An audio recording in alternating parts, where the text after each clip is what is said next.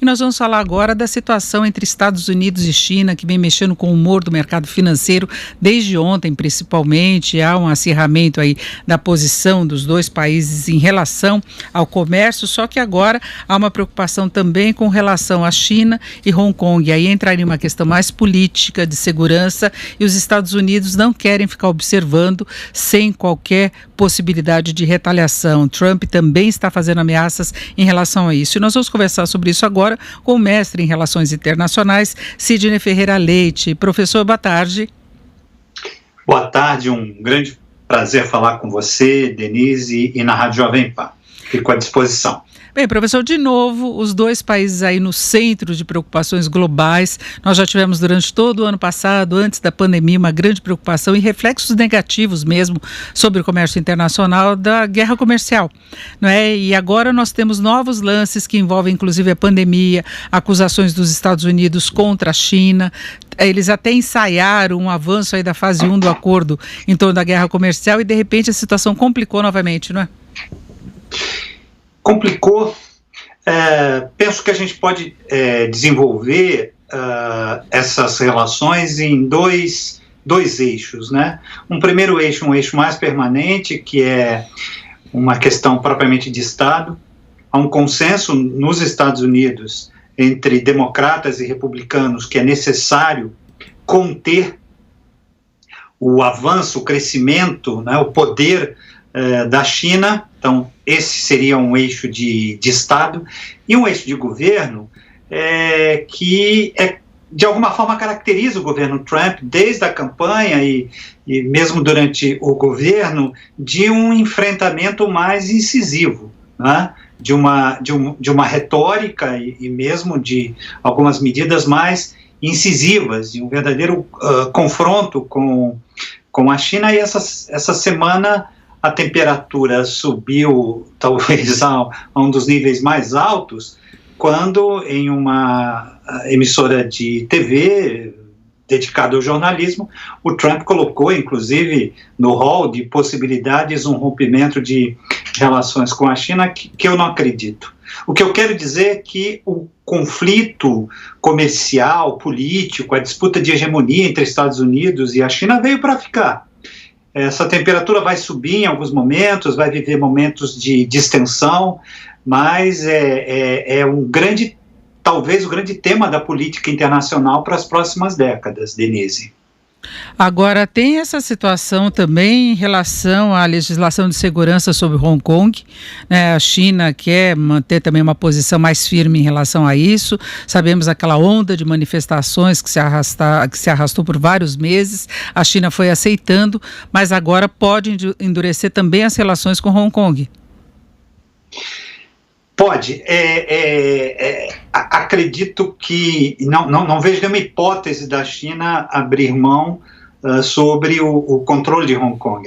Inclusive é uma questão da sua afirmação como potência, né? Hong Kong é um pouco o legado da Guerra Fria, não é? de questões de agenda da Guerra Fria, e tem sido um calcanhar de Aquiles, né? Exatamente ali numa região em que se imagina a China tem uma hegemonia, né, que é praticamente em toda a Ásia, em que a China hoje, inclusive, é muito mais importante economicamente, não é, do que os Estados Unidos. Pode-se abrir aí uma janela, inclusive, para que o Trump, não é, enfatize determinadas posições de estigmatizar, né, a China, pelo menos, Denise, até um momento muito crucial esse ano nessas relações, que é o momento das eleições dos Estados Unidos, né? Enfim, não sabemos, não temos certeza, né, se elas acontecerão, provavelmente sim, né? Mas pelo menos até as eleições, o Trump, esse é um outro aspecto desses embates entre a China e os Estados Unidos, é porque nesse momento a China foi o que sobrou para o discurso, para a narrativa, né, mais contundente de Trump, para a afirmação da América em primeiro lugar, né, visto que ele acaba de perder a grande estrela da sua campanha, que seria a questão do baixíssimo desemprego. Em um rápido espaço de tempo, essa grande bandeira do Trump desapareceu com a pandemia, visto que há um crescimento significativo do desemprego nos Estados Unidos. Trump, das lideranças globais, talvez tenha sido o que mais saiu perdendo em termos de popularidade com a pandemia. Ele tem sido muito questionado por todo o procedimento que ele teve, além dessa piora da economia, mas o procedimento dele mesmo no combate à própria pandemia, ele recomendando a utilização de determinados medicamentos, e em certo ponto ele chegou a recomendar que as pessoas tomassem desinfetante, porque era um vírus e o desinfetante mataria. Ele foi contra o isolamento de início, depois ele endossou quando viu que havia risco de um colapso total do sistema de saúde nos Estados Unidos, mas depois ele defendeu a reabertura, até por essas preocupações que o senhor colocou, mas uma situação que parecia muito tranquila para ele em relação às eleições, hoje já não está tranquila. Não está tranquila, embora a gente não possa dizer que o candidato Joe Biden seja um candidato assim tão forte, mas ele acabou perdendo o Trump acabou perdendo no curto espaço de tempo as bandeiras, não é? A sua agenda positiva, que ele iria, sem dúvida, explorar ao longo da campanha. Esse é um aspecto, me parece muito importante. E Denise, a sua fala, ela tem um poder de síntese bastante apreciável e abre também a um outro aspecto que a gente deve levar em consideração. Quer dizer, a pandemia, ela só acentuou determinadas tendências que indicavam, digamos, num embate comercial econômico entre os Estados Unidos e a China. Parece-me que a partir de 2008 e 2013, esse jogo passou a ser mais favorável para a China, né? A China deixou de investir na compra de títulos do Tesouro americano, títulos das dívidas americanas, passou a investir mais no seu mercado interno, diversificou mercados, né? Então, hoje a China depende menos dos Estados Unidos, né? E nós tivemos grandes investimentos nos últimos anos de empresas americanas na China. Então, houve uma mudança nessa correlação de forças. E isso, de certa forma, explica uma diplomacia mais tranquila da China em relação aos Estados Unidos, com um discurso mais conciliador, de cooperação, e um discurso mais contundente, especialmente do Trump, né, em relação à China. Né? Nós vivemos aí uma fase da interdependência econômica que se mostra mais favorável comercialmente à China, né?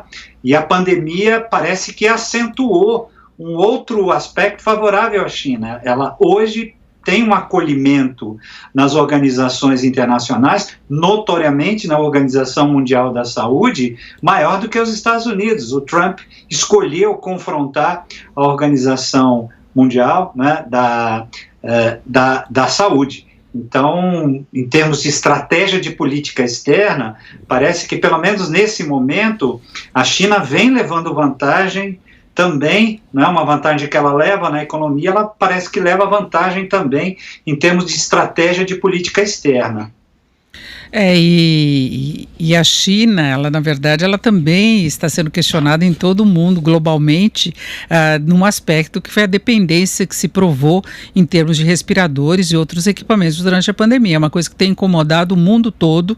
A gente tem visto problemas aqui no Brasil em relação à importação que não chega, nós já tivemos problemas com respiradores fraudados, com defeito, uma série de coisas, mas o mundo ficou na dependência dos equipamentos que vêm da China.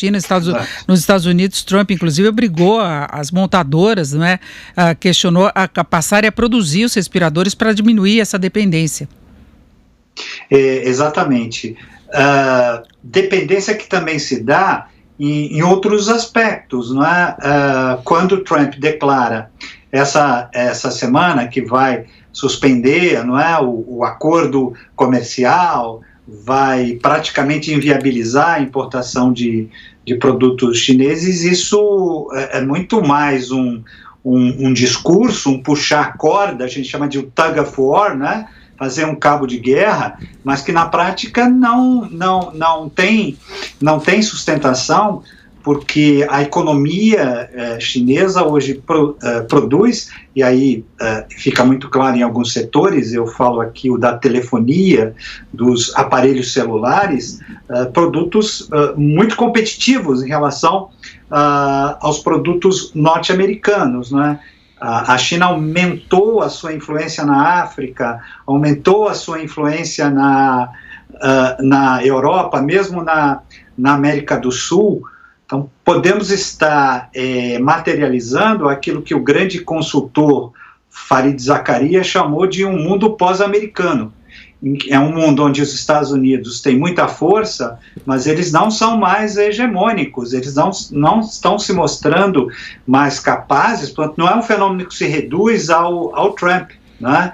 Mas os Estados Unidos não estão se mostrando capazes de liderar o sistema internacional como lideraram desde Bretton Woods, desde o final da Segunda Grande Guerra. Nós temos um mundo hoje muito mais multipolar do que poderíamos imaginar, e com a China ganhando protagonismo em muitas esferas da realidade, notariamente na sua capacidade incomensurável de ser competitiva, né, no comércio internacional em vários segmentos, né? Eu conversei com o Sidney Ferreira Leite, que é mestre em Relações Internacionais. Professor, muito obrigada pela sua participação aqui no Jornal Jovem Pan. Uma boa tarde. Uma boa tarde, um grande prazer em conversar sempre com você e falar nessa rádio tão prestigiosa como é a Rádio Jovem Pan. Forte abraço a todos.